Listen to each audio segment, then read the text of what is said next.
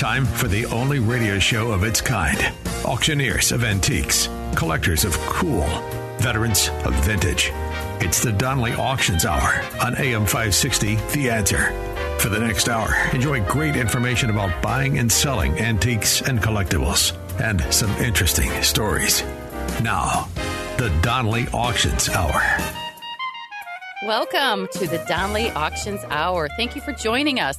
We are here every Saturday from 1 to 2 p.m.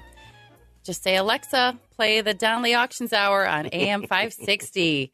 Hi, I'm Susan, and I am here with Randy Donley. We are the owners of Donley Auctions in Union, Illinois. We're just 60 miles west of Chicago, not far, right down I-90.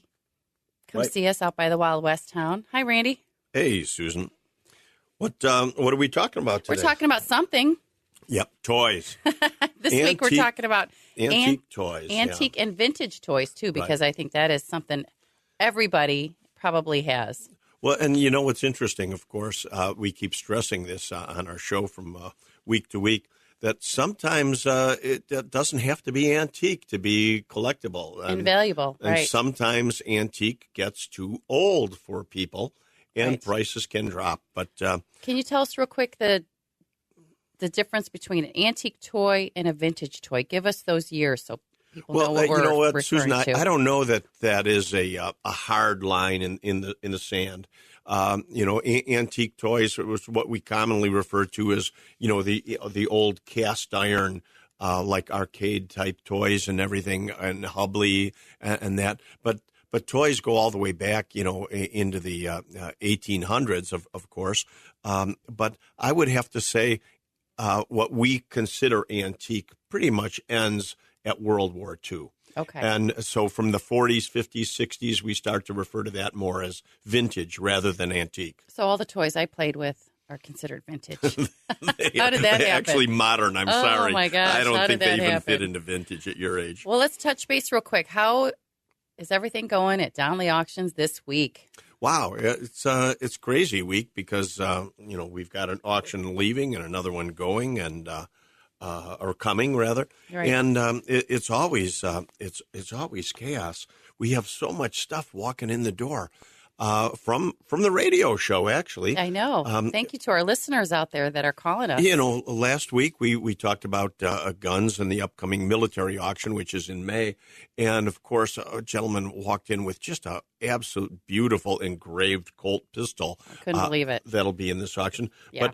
But everything, I mean, the craziness, we mentioned military vehicles that we're looking for anything in old vehicles.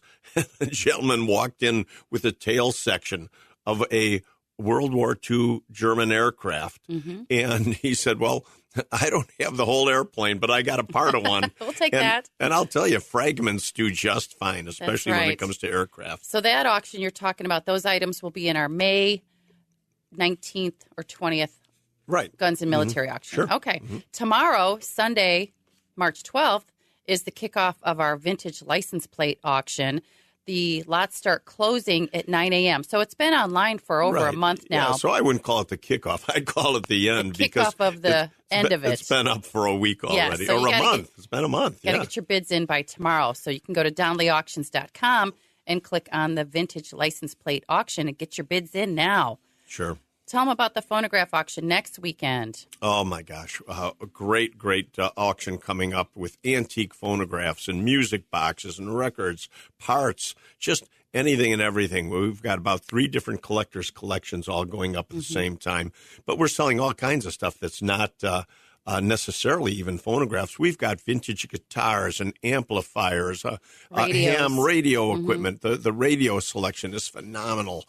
Just some really great radios. And again, one of the last collections that we picked up, a radio collection, just a couple days ago, was due to this radio show. That's right. Somebody called us from Arlington Heights and said, hey, I've got a basement full of this stuff. And she sent us photos, and we're zooming in on the corners of that room. And oh, my gosh, we found some great stuff. I said, we got to get out there. So we have the Arlington Heights collection that we're getting online this week. That auction is March 18th. It's a Saturday. It is live, so you can come to our facility. Sure. And you can also bid online if you'd like to stay in your pajamas and bid from your house. You're more than welcome to do that. You bet. But, today, we're going to actually be talking about toys. And, what's interesting about toy collecting to me is that there's so many different fields of toy collecting. I mean, you're looking at, the earliest of toys, being tin wind-ups or tin toys and wind-ups and everything, cast iron, but all, trains, banks, robots, mechanical toys. I mean, there's so many different toys that people actually, they can't, in most cases, they don't just collect everything. They will very specific yes, collectors. Again, dolls. Not only in trains. I mean, trains breaks into so many different categories: pre-war, post-war, HO. I mean, you name it. And the same is with cast iron. There's some people only collect the cars, others collect the motorcycles. Oh, what about farm equipment? So there's so many different specialties. But toys also, just branches into so many areas, because not only the common things we know, like, dolls and toy cars and everything, but, even pedal cars, bicycles, marbles. I mean, all these fit into the, toy category. One thing we want to mention, too, is advertising. Do you remember that advertising piece we had of that little boy in front of a pedal car? Now that you brought up pedal cars, that was a great piece of advertising, and it sold very well. So, again, we want to mention not only toys, but the advertising of toys is also very collectible today. You bet. There's so many crossover fields when you're collecting antiques because the advertising of all the toys, again, not only appeals to the toy collectors, but the advertising people also. That's right. So today we have a special guest in our next segment, so don't go anywhere. His name is John Betts. He is a toy expert. So we're really going to focus on some antique and vintage toys because he knows a lot about that. He sure does. He's been a friend of mine, ours, for years, and he's been a good good source of information for us. I mean, he's just been so helpful and so giving of information. That's what I love about our consignors is so I often, honestly think that he likes Tucker more than us, though. Tucker, our dog. Yeah, if you haven't been to the auction house, Tucker the auction dog is. I think he's the most popular part of the operation. He's more famous than we are. Yes, yeah, that's for sure. But anyway, just recapping on exciting things happening at Donley Auctions this week. We have a popcorn collection, vintage popcorn machines, tins, boxes, burlap sacks, advertising. That auction is online only April 1st, April Fool's Day. And then, of course, we will be touching base again today on our Spring Classic that's coming up at the end of April. And that's what we want to focus on is a section of that auction is going to be dedicated to toys. That's correct. So we want to tell everyone out there what to look for, what's of value, what's collectible today, what do you have, what do you need to get rid of. We're here to guide you and offer services at Donley Auctions. Right. And call us at 815-923-7000. Don't hesitate to call. Or email us at Donley Auctions at Outlook.com. Yeah, and it's Donley, Donley. So what people have been doing since we've been on the radio is sending us an email with some photos. It doesn't have to be a photo of every single item. It can be a photo of the room, like the woman in Arlington Heights sent us a photo of the room, and we were able to zoom in and see all the different things she had. It was set up beautifully.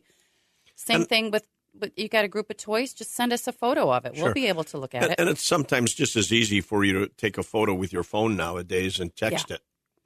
So much easier. Oh, but you can't text it to the 7000 number. That's a landline. Call us first, and we'll give you the secret phone number to text it to. Number, That's right. Because we do want to make it easier on everybody. It can be overwhelming sometimes with all your stuff. So if you give us an idea of what you have, we'll be able to give you an honest valuation and give you next steps on what to do with those items. Should it go on auction? Do you keep it in the family? Or, do you sell it on Craigslist? Who knows? But anyway, back to the auctions coming up and how to bid in an auction real quick. How do you bid an auction? There's 3 ways. You can come live to our facility if it's a live auction. That's my favorite. We I love when you guys come out to our auction house. Come on out to the facility. Yes. You get to see who and what we are and the scope of our operation. And it's not just, a normal auction hall. We have tables and chairs. We have heat. We have air conditioning. It's a social event. We have free food. That's for sure. The second way is an absentee bid. You can get that off of our website at donleyauctions.com, or you can submit a phone bid. Same thing. The form is online at donleyauctions.com. And I take phone bids for people on your behalf. It's if I'm bidding for you and you're just on the other end of the phone telling me where to go from there. That's very easy. It's very easy to do. 3 ways to bid in our auctions.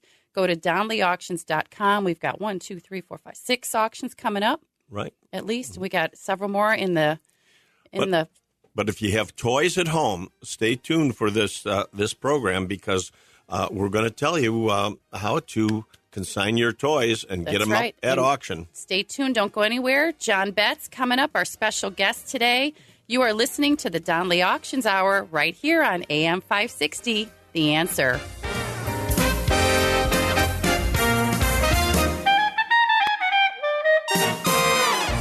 They've been called auctioneers of antiques, collectors of cool, even veterans of vintage.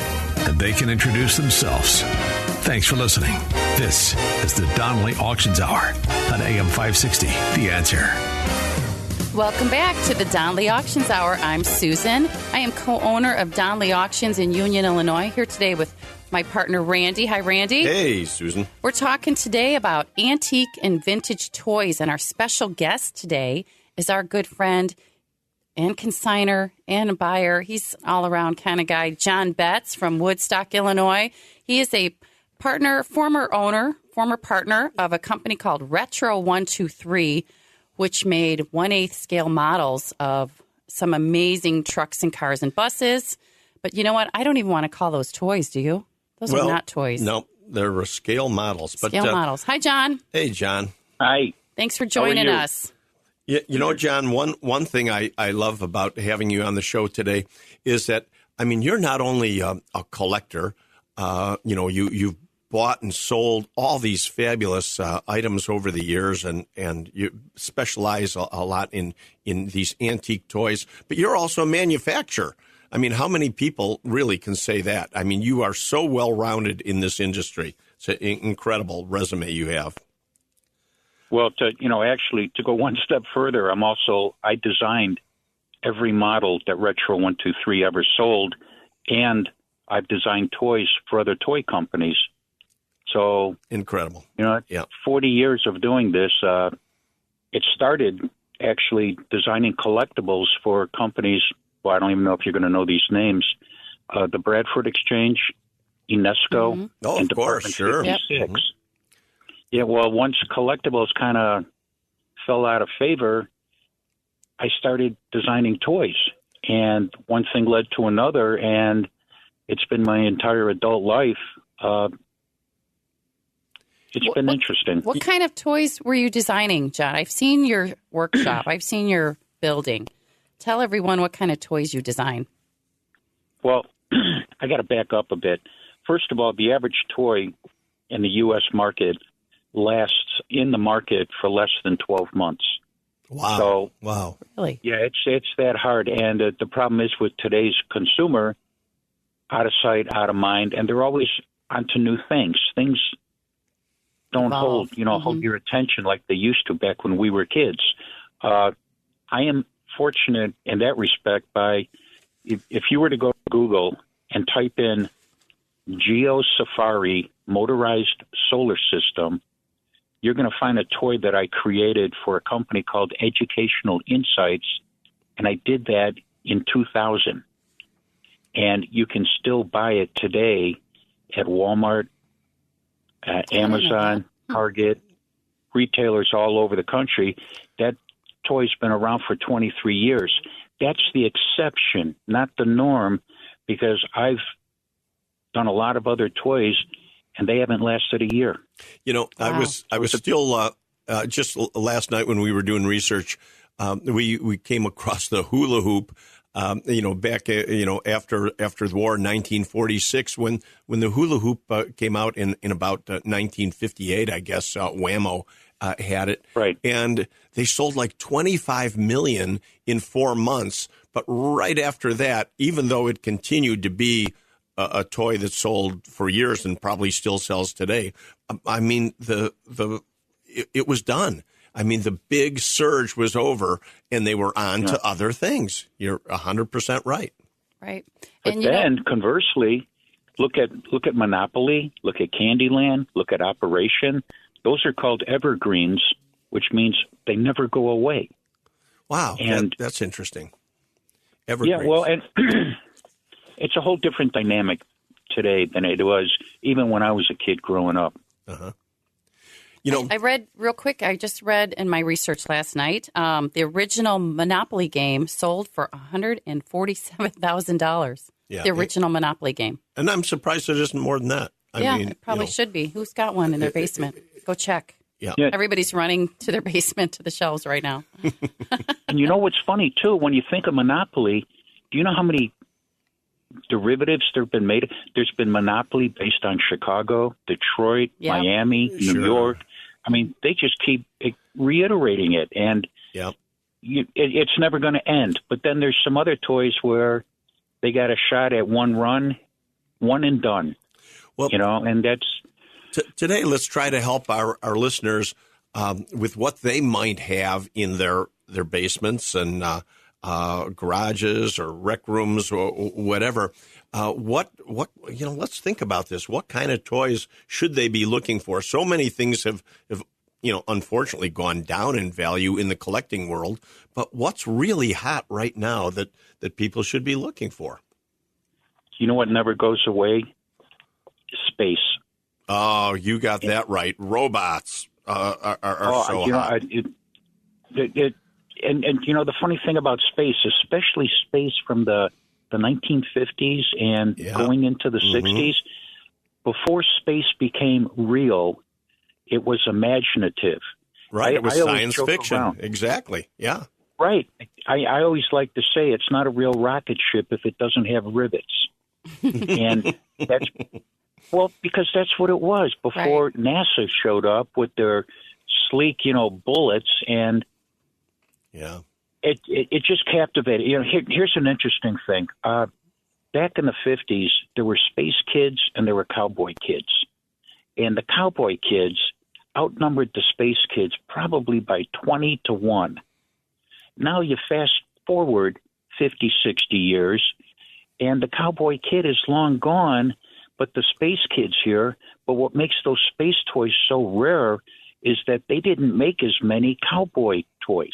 Right. Or they made more cowboy toys than space toys. Mm-hmm. Supply and demand. So they're rarer. Mm-hmm. John, did you design space toys and robots yourself? Actually, what I did with Retro 123, we made a set of Flash Gordon rocket ships. I remember that. I do remember that, yes. Actually, didn't we have one of those in one of our auctions? You did. You did. Yeah. And actually, I'm pretty sure it sold for double what we sold it for. Well, I'm glad you brought that up, John, because I'm glad too. The Retro 123, unfortunately, our listeners can't visualize. I hope they go to their computers and look up what a Retro 123 scale model cars and everything look like, because your quality was phenomenal. Absolutely every detail and perfection. And when we had an auction, actually somebody you had sold your Retro 123 to ended up consigning their collection to our auction. And, I mean, we had vehicles going for, $14,000, $8,000, $9,000. Right. And what did those originally sell for? The most... To backtrack, we started in 2001. This is a funny story, as a matter of fact. My first show that I did with Retro 123, with the first 2 models we created, was 3 weeks after 9/11. Ooh, bad timing. I didn't even know that anyone was going to show up to the show. If you remember, planes weren't even flying in the air. Right. And We survived until 2010 when the Great Recession took a lot of people out of the game, including us, because quite honestly, half my customers disappeared. But in those 10 years, we created 42 models. And the most expensive model we ever made, you've had at least one at your auctions, was the Aaron's Fox fire engine. Yes. I was just looking at that today. That fire engine, it was the most expensive model we ever made, and it was $3,250. Wow. And we only made 70 of them. Everything we did was low run, and it was for the collector. These weren't to be played with. This was... Sure. Well, one customer, matter of fact, who consigned with you, he filled his entire conference room with our collection. Oh, yeah. I was wondering what he did with those. That's the kind of product this was. Incredible. But for everything to sell for 4, 5, 6 times what we were making it for, what an investment. A period of, 5 years? Yeah. That's right. Incredible. Hey, John, will you be... That's a hell of a mutual bond. Yes, it is. And will you be able to stick with us for our next segment? We'd like to keep talking to you, John. Don't go anywhere. We're going to continue talking about antique and vintage toys, a little bit about your experience of selling and buying at Donley Auctions. We love to hear your stories. And, Randy, what else do you want to talk about in our next segment? Well, we'll touch base with a few more toy-related items. I really have so much to talk about and so little time. We need to go 2 hours. I mean, this 1 hour stuff is just not enough. But don't go anywhere. John Betts coming up next with more stories about vintage and antique toys. You are listening to the Donley Auctions Hour here every Saturday at 1 o'clock on AM 560, The Answer.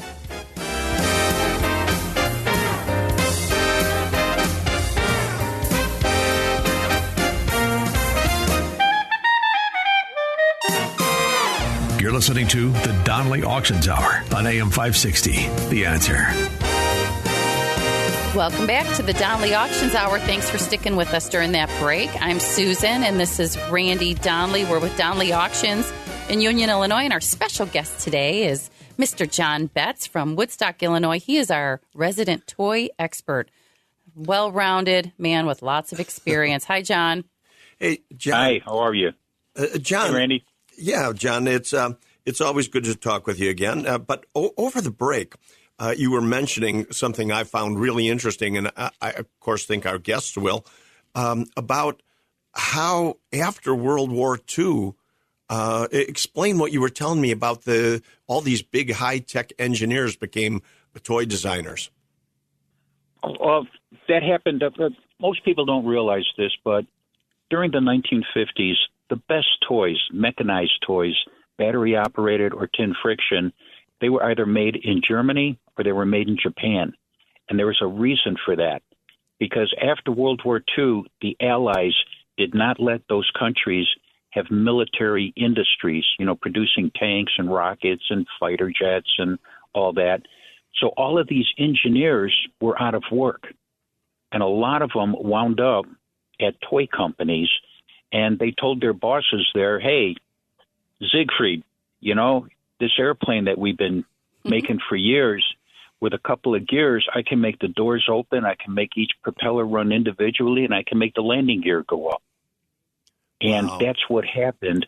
All these great minds wound up in the toy industry because they had nowhere else to go, and they started making toys like you wouldn't believe. So suddenly the simple little toy that maybe was a pull toy or a simple friction toy or something became way much more because we had great designers, great minds putting their effort into making them. Wow.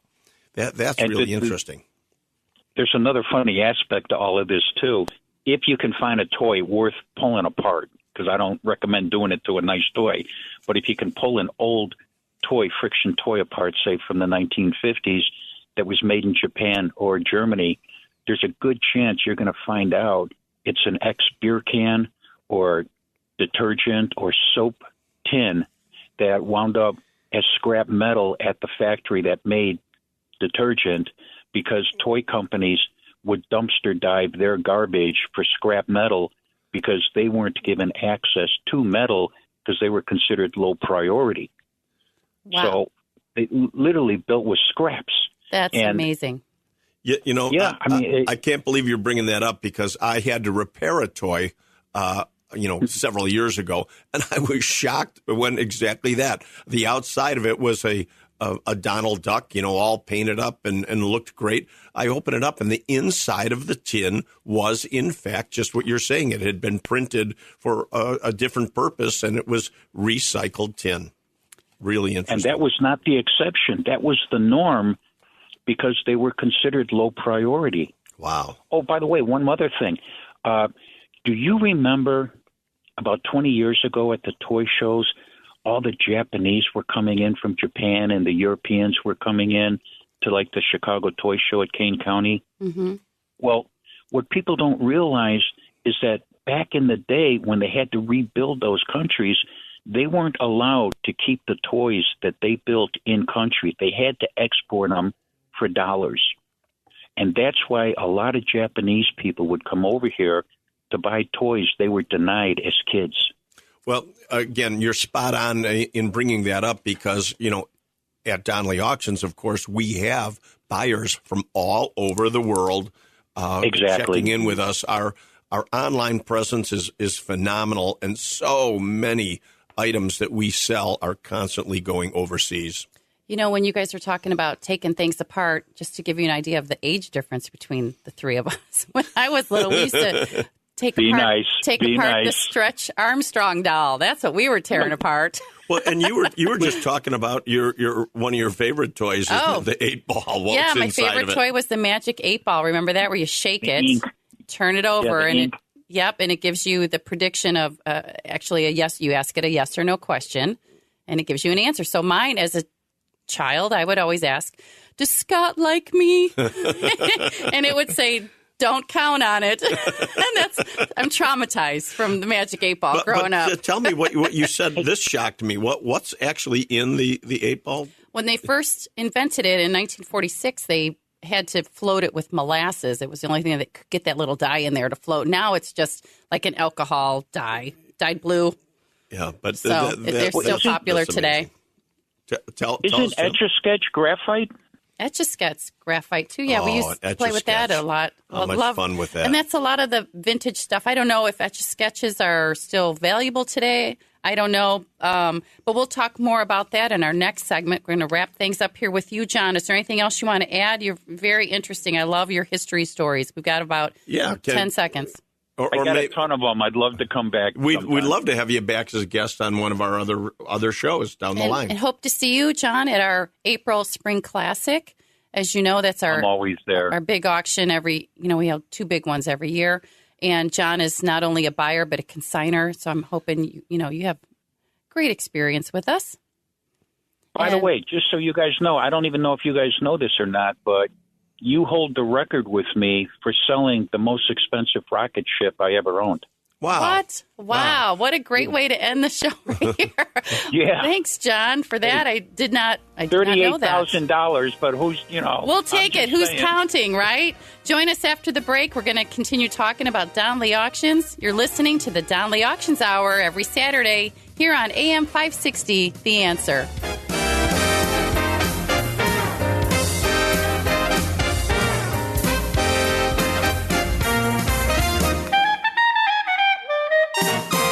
Now, more of the Donley Auctions Hour on AM 560. The Answer.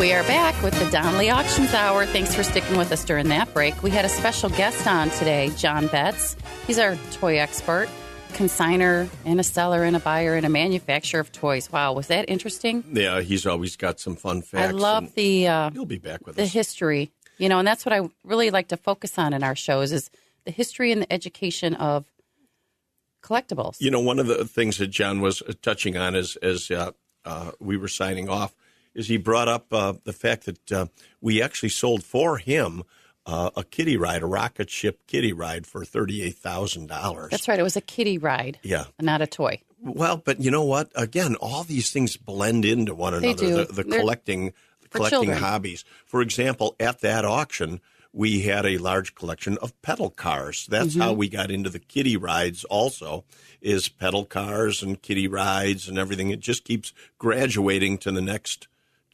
item, And again, there's so many kiddie rides in people's garages and warehouses and everything throughout the Chicago area. So call us because we're getting ready for the big April auction where we do just that. We're talking about toys today, but toys is also something that we do put into our April auction. That's right. So if you have a collection of antique toys, antique, vintage, whether it's a collection or a single item, now's the time to get a hold of us, and we'll give you a free assessment of what we think you have and what the value would be and what we could sell it for at auction. So the time is now. That's right. I think our Friday night auction, we focus on a lot of the coin-operated machines, which those kiddie rides fall into that category. But we also have a complete half a day of toys, which include pedal cars and Buddy L trucks and cast iron toys and toy trains. Die-cast and trains. And it's just unbelievable stuff that's out there that is still valuable today. And remember, folks, don't throw away the boxes. I was just don't throw away the boxes. I was just in a home where they had separated. They had all their toys on display, so the boxes were in another room. Oh no! And I warned them. Put them all together. Whatever you do, don't get rid of the boxes. The boxes can be way more valuable. And the other thing too is don't clean them. Don't clean your toys. Not necessary. Not necessary. Sometimes that can ruin the value as well. So, send us photos. I've got a quick box story in that I bought a bunch of Heartland horses. Heartland figures are very collectible, the Heartland horses, and I had the original boxes for them, but I had them separated. And I'm looking, I had them set up and photographed, for my resale. And this was before we had the auction hall. And I'm looking for the boxes. Where's the boxes? Where's the boxes? And one of the boys working for us says, "Oh, no, boss, I threw those away. They were old." And I just was like shocked. What can you do? They're gone. Wow. They weren't in the dumpster any longer. To be terrific, you must be specific. Don't throw away the boxes. Don't put tape on the boxes. Oh, my goodness, no. Yeah, I remember unboxing one of John Betts's custom designed Retro 123 buses out of the styrofoam box. I'm lifting it up out of there, and he's got all these little rear view mirrors and little hood ornaments. Antennas I was scared and everything. Antennas, oh, yeah. I was like, oh my gosh, there's so much detail on those. You have to be very careful even taking them out of the boxes. But keep the box, that's for sure. Well, Susan, people want to know all the time what's collectible today, what's valuable today. And there's so many things that people had purchased and hoped for, someday, one of them being Beanie Babies. Oh, yes. There's very few. There are some Beanie Babies that are bringing big money. What's the one that you found, Susan? The one I found was it's called Peanut. It's a royal blue elephant that I do show sold for $5,000. Incredible. Those are far and few between. I mean, there's so many Beanie Babies out there. But some of those earliest Beanie Babies are just crazy valuable. We used to sell Beanie Babies right at the Wild West Town. I remember. My mom ran the gift shop at the Wild West Town, and she had a franchise with Ty. And she actually knew Ty Warner, very nice gentleman who was actually a plush toy salesman for her. Where's he from? Is he in Oakbrook? Oh, he's from Oakbrook? Oakbrook, yeah. And so when she would get a Beanie Baby order in, it would come UPS, big boxes, from the UPS man. And it was so funny. Back during this Beanie Baby craze, yes, when the UPS truck pulled in our parking lot at the Wild West Town, there would be 15, 20 cars following the UPS truck. And the minute the boxes came in, all these people would rush in the door and have to, be buying, the Beanie Babies. That's crazy. As fast as we would get them in the shop, we would sell out. Wow. It was just Beanie Baby mania. It was crazy. Right. Yeah, unfortunately, not a lot of them are that valuable. So don't send me pictures of that. Supply and demand. It's the same thing. They were so popular, they made so many of them. Right. It was hard to keep the value going. That's true. So we're looking for some older vintage valuable toys that you might have in your collection at home. Collections too. Collection, single items, some dolls, some stuffed animals. There's some things out there that are still valuable today. like I said, the old Monopoly games. We haven't even started to talk How about Hot Wheels? We haven't even talked about Hot Wheels yet, or comic dolls. books. I mean, think of the early Barbie dolls that have really significant value. I mean, some of those first ones from the late 50s are huge money. Right. And back, when I was a kid, Light Bright, the vintage Easy Bake Oven, those types of items are still valuable today in the, $100 to $200 range, but still. They're still highly collectible. It's what people remember and they loved, and they want to still, remember their childhood. So That's people right. want Nostalgia. They want to buy back their youth. That's right. So don't go anywhere. Coming up, we're going to wrap it up with some upcoming auction information for you, how to bid, how to consign. You're listening to the Donley Auctions Hour here on AM 560, The Answer.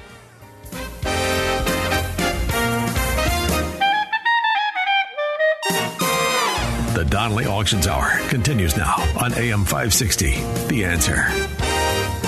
We are back with the Donley Auctions Hour. We're talking about vintage and antique toys because we have a fantastic auction coming up in April. Hi, Randy. Hey, Susan.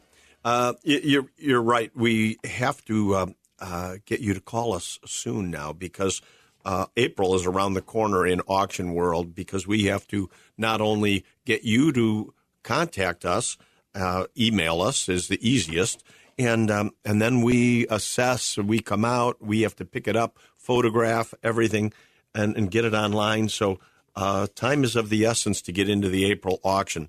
But in April, we're not only looking for toys. April is one of our biggest auction. We're talking about toys today, but we're always looking for vintage cars, Petroliana, which is signs, gas pumps, everything else.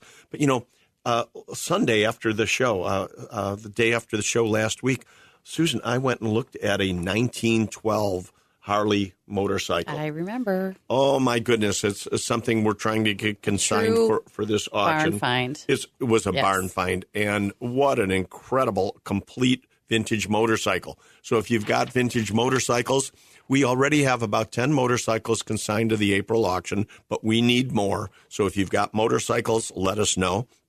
And there's all kinds of different interesting things that we put in April. Yeah, like that Mercedes that's out in the parking lot. Well, yeah, and that doesn't have to be all that old. We have a 2002 a Mercedes. We've got a 2006 Mercedes. What a cutie. We've got some great vehicles, but we even have a 1951 Ford convertible consigned to the auction. That's right. But when I leave the show here today, I'm going into Chicago, into the city of Chicago, to consign a large collection of antique silver. Yes. And that being sterling silver, candelabras, dinnerware, anything and everything in sterling silver. A person collected high-grade silver. We'll be selling that in April. I mean, that's being consigned today. And next week, I have to fly out to New York to pick up a jewelry collection. Wow. Real high-end, again, great great items jewelry. for April. You bet. Again, that auction is April 27th, 28th, and 29th. It's 3 days. It is the event of the year so far. Consign now. Email us at donleyauctions@outlook.com. Send us a few photos. Like I said, tell us what you know, and we will get back to you, within 48 hours with an assessment of what you should do next. And call us at 815-923-7000. If you have any quick questions, we'll be happy to answer those. But again, with the Spring Classics coming up, it's not just toys. It's not just cars and motorcycles. Tell them what else is coming up. Well, we're always looking for vintage advertising, automatons, nodders, soda fountain, country store items, barbershop items, bars and back bars, carousel animals, kiddie rides, gas pumps, toys, even complete interiors out of stores. We'll sell all the vintage cabinetry and everything. If you've got an old storefront or anything, we get in and we'll sell it all. Even my brother right now is crisscrossing the country. Today he's in California picking items up as we speak. So it doesn't matter where you're at. If you've got great items, we'll get it. That's right. Give us a call at 815-923-7000. That's DonleyAuctions.com. We hope to hear from you. Thanks for listening. We do have several auctions coming up besides just the April auction. Like I said, vintage license plates tomorrow, Sunday, March 12th. Phonographs, records, and radios, March 18th. Popcorn collection, April 1st. Guns and military, May 20th. I don't know. I think you guys got to come back and listen to us next week. We'll be talking about something else again. That's for sure. For now, I'm Susan. And I'm Randy Donley. And we'll see you at the auction.